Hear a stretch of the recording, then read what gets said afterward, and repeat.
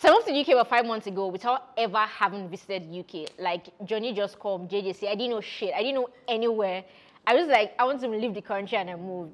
Anyway, when I did move, it was just like a rude shock, a rude awakening, because like everything was different, and there were just a lot of things that I had to do. At least it felt to me like a lot of things I had to do to finally feel like I was settled as a resident. So in this video, I'm going to talk about all the different things I had to checklist. I had to like check out on my list, like, yes, I think I'm now a fully fledged resident of the United Kingdom.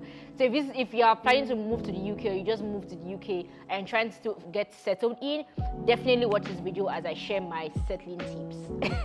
Welcome to my YouTube channel. I am PC Timmy, a change maker, professional, and creative who is passionate about growing people and growing businesses. Like, comment, subscribe to my channel, and please always share my videos. It promises to always be impactful and insightful.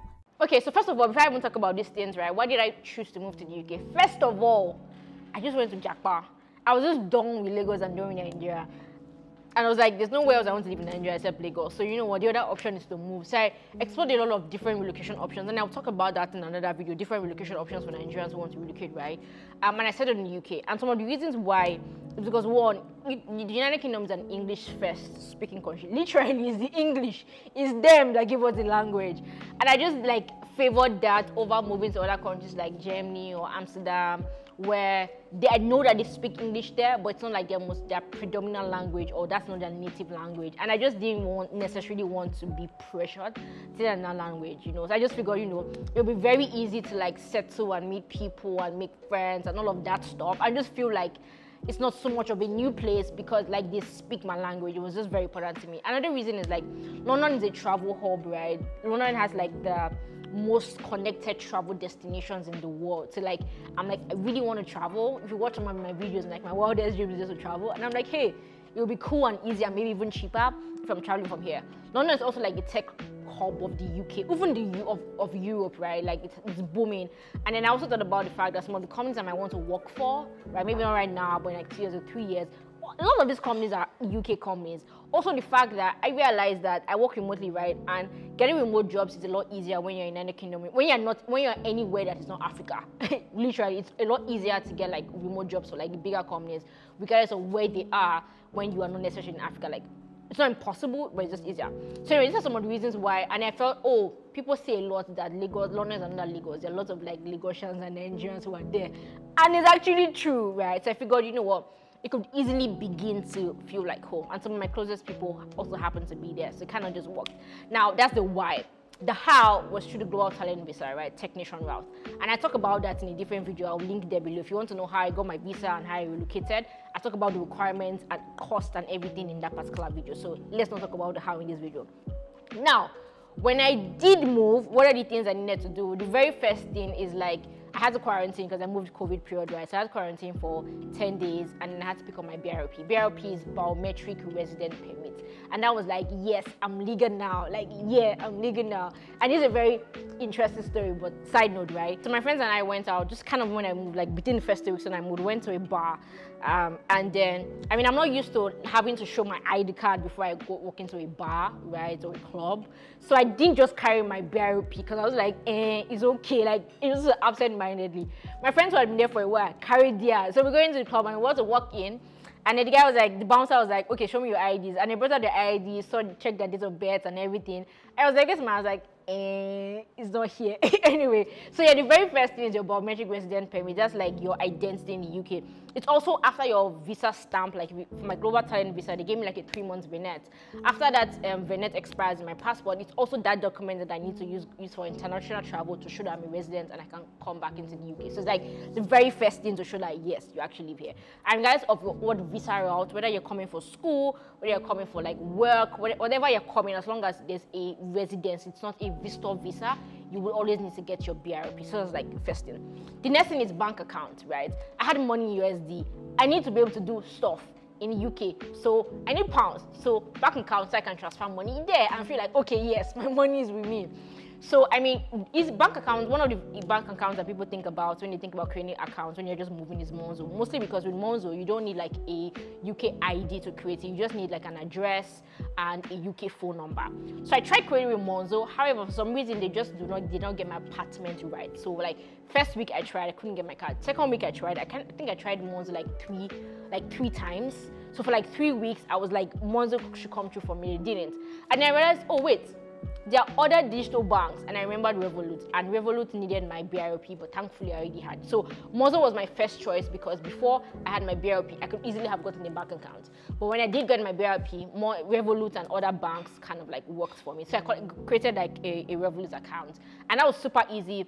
Revolut delivered my card in like 2 days. It was like, come, I just created my account. I had my account number. I looked at the app. The app was so nice. It feels like I'm doing Revolut review. Anyway, and then next thing, wow, my card had come. I was like, okay, this is good. And I've been enjoying using it after that. Now, next thing that was really important was like health, right? I mean, because you never know when you get sick or anything. So like getting like hospital care was really important. And to do that in the UK, you need to register at a GP. So we started looking for like different, and your GP has to be close to you. Literally, when you go to the NHS website, the very first thing they'll ask you for is your postcode or your address, so that they will find like different GP consultants, general practitioner consultants around your house. So I tried, and then my friend who had been living there for about a year plus was like, oh, you can use Babylon Health. So the thing is, I'm a tech person, right? I'm used to like doing everything digital. So instead of like register on a normal GP that I had to probably walk in, calls and all of that, I found like a digital GP, Babylon Health, where it's basically an app, like GP at hand is what they call them, and they're still on that hospital and you can still get your private care and all of that. So I registered for that, and then I got my NHS number. NHS number is really important because that's down what sort of like has all my health records in the UK. So even if I am going to a private hospital with private insurance, or I'm walking to another hospital maybe for an emergency that's not my GP, they will always request my NHS number, or I'll use that to bring up all my health records. So that's like really important for you to get. So like after you get your BRP, you get your bank account, next thing is to get your NHS number, and you get your NHS number when you register at a GP. So the next thing for me was the NIN, which is not something that everybody will need depending on your route, but NIN is national insurance number. But for some, NIN is national insurance number. So for people that move with like a skilled workers visa, typically your BRP would come with an NIN. But for me, I don't know if it's for everybody that goes to global talent visa, but I didn't have an NIN on the back of my BRP, so that means I had to apply for it. And it takes about 4 months, at least, especially now in the COVID area, to apply for this. Now, what's the part of an NIN? It's basically how you're going to pay for your taxes and health insurance and pension and all of that stuff. And it's required for people who want to work in the UK. So the UK government website will say that, hey, applying for your NIN is super important. However, you don't necessarily need it at the time you're applying for a job.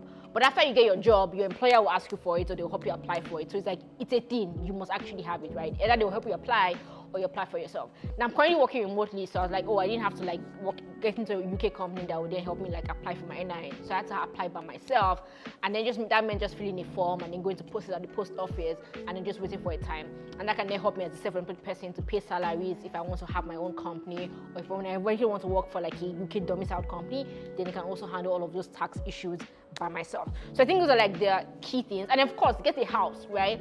Housing is very important. I mean, there's a house is very important. Literally, where was I staying while I was doing all of this, right?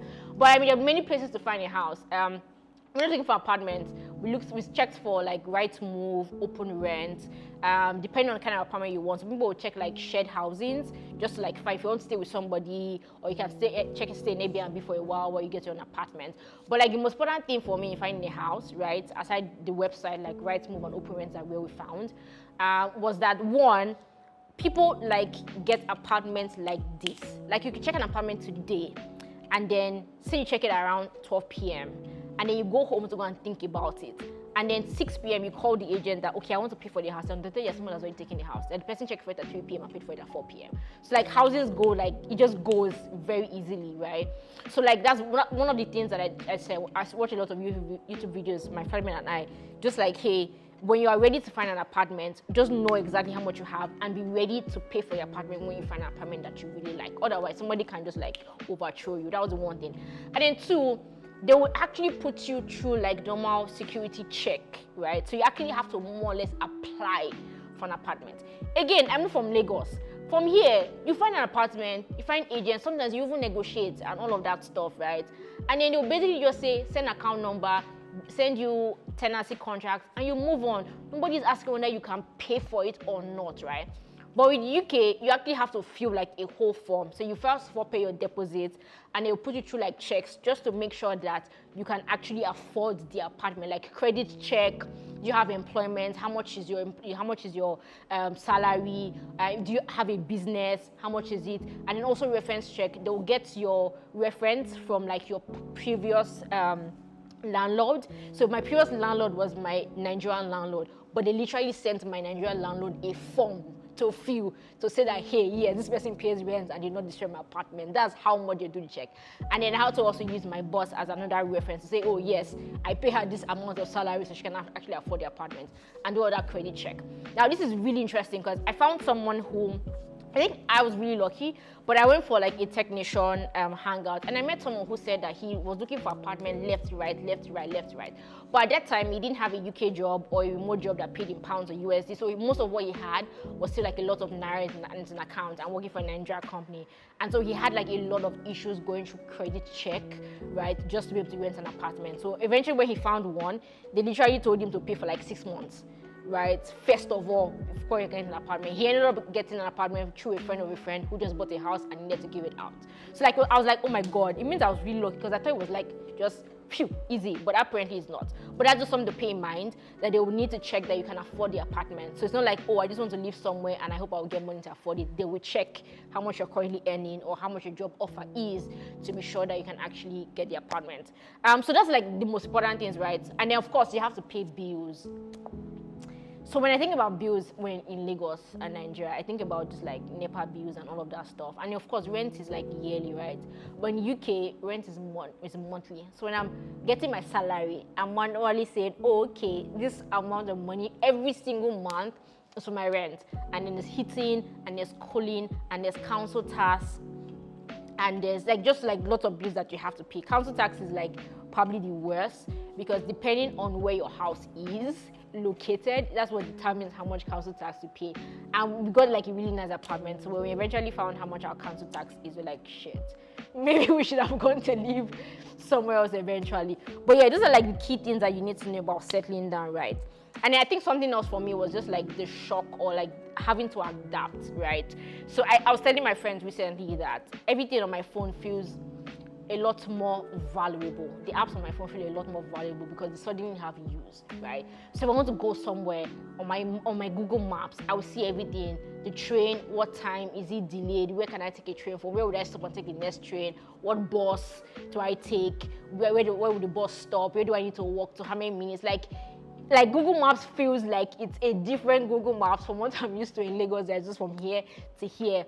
My Apple Wallet, I've never used it before, but now I haven't carried cash since literally I moved. I don't think I've held like actual cash for like the longest time, because everywhere I don't even carry my ATM card out anymore. I just literally carry my phone on my Apple Watch, and everything, whether I'm paying for a bus or paying to enter the train or paying for something at Tesco, like literally everything, I just need to tap my phone.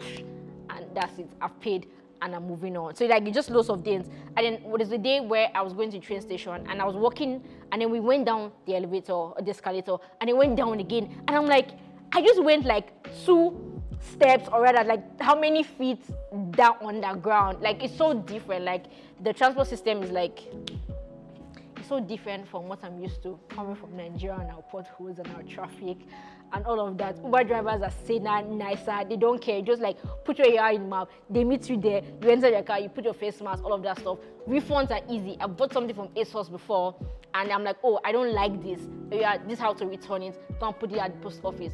7 days later, I'm getting a refund on my card. I didn't have to call customer care and shout at them that, okay, this thing, how does it work? I ordered something on Amazon and I can get it the next day. I ordered something on Apple, I can get it the next day. I was traveling to Lagos recently and I was like, oh, I need a backpack, I need a new charger, I need like a power bank. And I ordered all of those things within 48 hours and I got them within 24 hours before I actually traveled. Like, things actually work.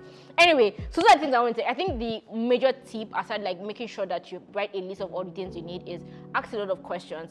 People are like, I think when you have people that you can ask questions, right, it makes a lot of things easier for you, right? And one of our friends will say like, always question everything. If you go somewhere and they tell you like, pay this or do this or type this or fill this form, ask why, and they will literally answer you. Like, it's not someone will find out you and ask so like, why are you asking so much questions? Like, you are allowed and encouraged to question every single thing and then ask for help, right?